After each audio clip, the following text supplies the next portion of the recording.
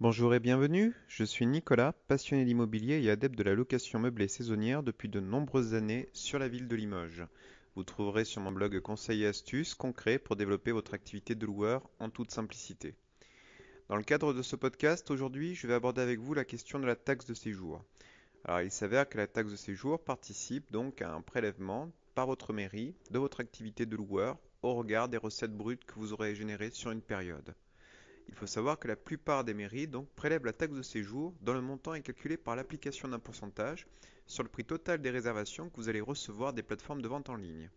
Ce pourcentage est fixé sur délibération en conseil municipal et peut être amené à évoluer d'une année sur l'autre. Donc veillez toujours à vous renseigner sur l'évolution de votre taxe de séjour pour en tenir compte dans le prix de vos réservations et dans la maîtrise de votre chiffre d'affaires. Certaines plateformes prélève cette taxe directement sur le prix de votre location.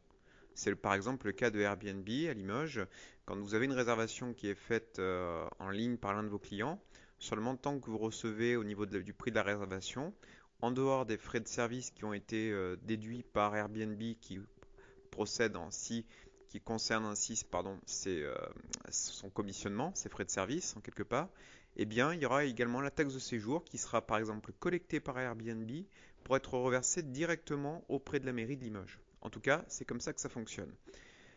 D'autres, en revanche, d'autres mairies, c'est par là que je dis d'autres, vous imposeront d'effectuer une déclaration récapitulative de vos locations pour en déterminer le montant exigible.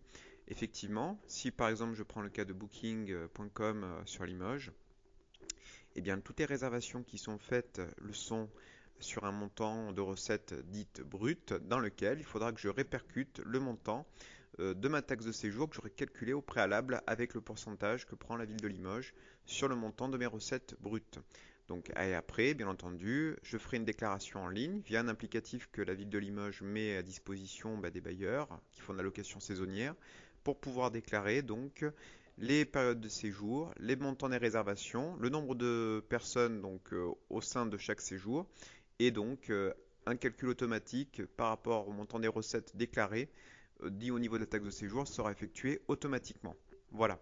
Donc c'est une dimension, la taxe de séjour, qui est souvent ignorée ou négligée par les bailleurs, mais il faut en appréhender la pleine dimension pour maîtriser votre business et notamment l'impact que cela peut avoir sur votre chiffre d'affaires, car ça fait partie des charges fixes et que vous retrouverez chaque année, donc avec des évolutions à la hausse ou à la baisse, et qui peuvent avoir un impact non pas mineur, mais majeur sur votre chiffre d'affaires et notamment sur la marge que vous générez de votre activité de loueur en meublé saisonnier. Donc bien écoutez, j'espère que cette intervention, ce podcast ou cette vidéo vous aura permis d'y voir plus clair.